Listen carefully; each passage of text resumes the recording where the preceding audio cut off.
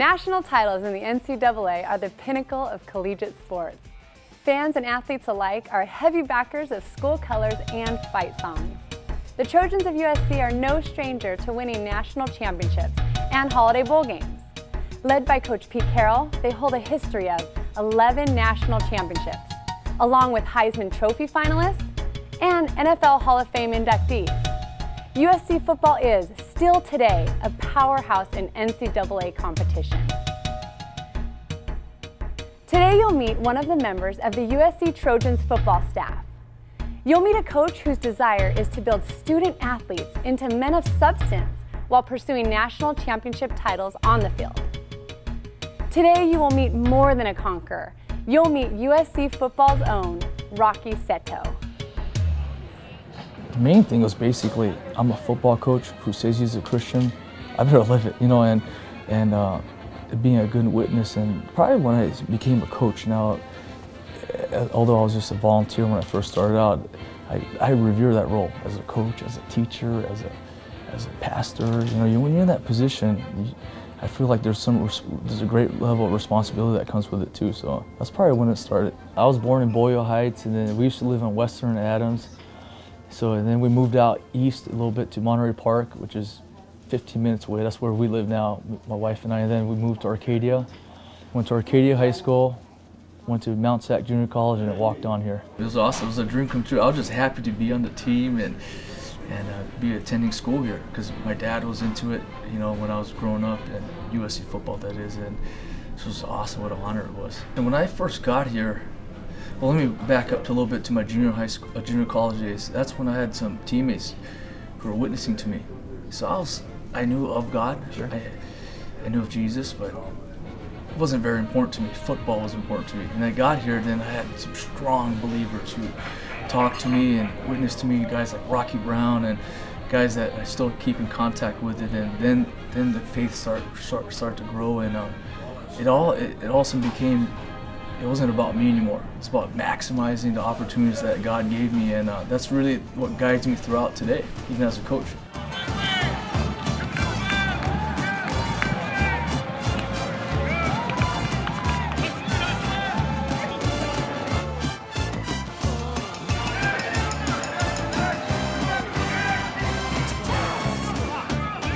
He's played a big part of my life. Like you said, he has great character. He always wants to, you know, live the right way, and he doesn't just talk it. He actually lives that way, and he's a great example for all of us. Well, Rocky is an extraordinary kid. He's so driven and so loyal and so true, and he's an extraordinary member of our staff. He wants the most out of us, and he's willing to do whatever it takes to get the most out of us. And we know that he really cares about us, you know, being the best that we can be. And that's what motivates us to do the best that we can do. And he's always there to go over football stuff, and not just football, but stuff that has to do with life too. So he cares, and we really appreciate it. Rocky was he was a fireball. He still is a fireball. He is possibly one of the strongest Christian men that I know. He was a strong family, personal values, and again, one of the best men that I know. Superstardom has its highs and lows. After fame, some athletes find themselves in difficult situations and headed for trouble. Rocky not only played Trojan football, but also prepared for life after football. Taking his cue from strong relationships and friendly advice, Rocky's move to coaching was more about authentic relationships and passion, and less about money and fame.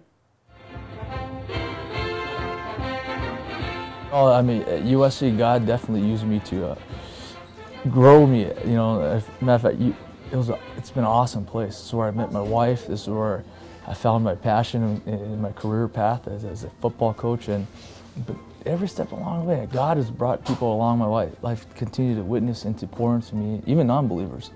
It's been an unbelievable experience so far. One of his strongest relationships on the USC campus has been with Michael Sylvester of Athletes in Action. Michael became an influential part of Rocky's life first as a student and mentor, and later as a trusted friend.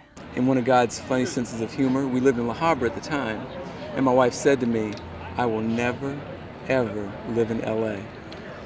And at the time, Athletes in Action were going to send us to a number of campuses outside the state, and USC wasn't even on the radar screen. And we got a little envelope with our assignment, and it said USC, and there it was. So in 1993, we moved out to LA, and we set foot on campus October 1st of 1994. Rocky began coming to Bible studies, and we began a relationship that way. And after Bible studies, there was some nice afterglow hangout time. And Rocky and I began to have conversations, and that turned into one-on-one meetings. And really almost informally it became discipleship. And it grew from there. Being a linebacker here at USC, there's a lot of competition, and helped him maintain his godly presence and influence on the team from his position. Not just position on the field, but his position with the team. My wife made the comment to me just several months ago, "Michael, just because guys graduate doesn't mean discipleship's over. They still need you in their lives." And that was never more evident than with Rocky. Is our relationship grew from discipler-disciplee to really a friendship. And as Rocky was going through life changes, I realized that he was employing me and allowing me the privilege of being involved in some of those decisions. One of them being coaching. Rocky was not headed toward coaching. He was going to grad school for physical therapy. Rocky was an excellent student, and he got accepted to a very prestigious physical therapy school here at USC. And it was, do I coach? Do I do this? How can I impact people for the kingdom through coaching?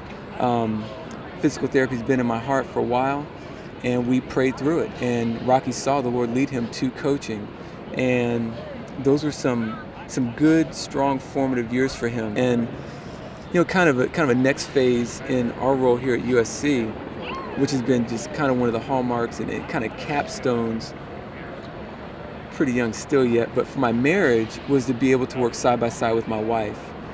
And for Dee and I to be able to pursue and walk with them through their marriage counseling was just excellent.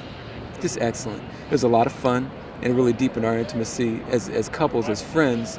But it was neat for us to really give them the stuff that we didn't get, and to give them the stuff that we did get, and just to help them win. Just help them win, and to be the godly family that he wants them to be.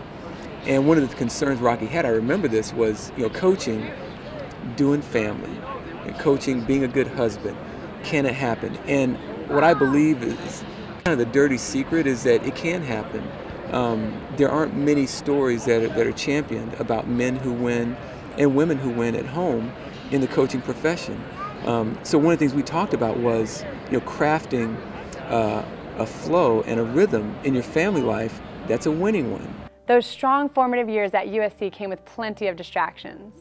Being a Trojan meant that Rocky had to work harder at staying focused. The success in Coach Seto's life is defined by his relationship with God.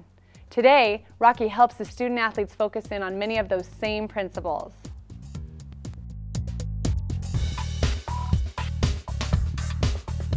No one's perfect. I was here as a student athlete, and I could attest to you, there's a lot of distractions, a lot of downfalls, a lot of pitfalls, but hopefully we're able to guide their focus, and hopefully we're able to keep them in as much as we can in the narrow path. Rocky's very sensitive to where God's going to move and lead. He's not in love with this world. That's one thing I've noticed about him. If God says to do something in Scripture, he will do it. If the Spirit speaks to him to do something or not to do something, Rock's not going to do it. The things that might make sense on this planet, some of the decisions, Rock's not chosen because God has not been in it. One of the things that we discussed is, what is God calling you to do? And to ferret that out is not a science. And I don't believe it's even an art. I believe it's a relationship.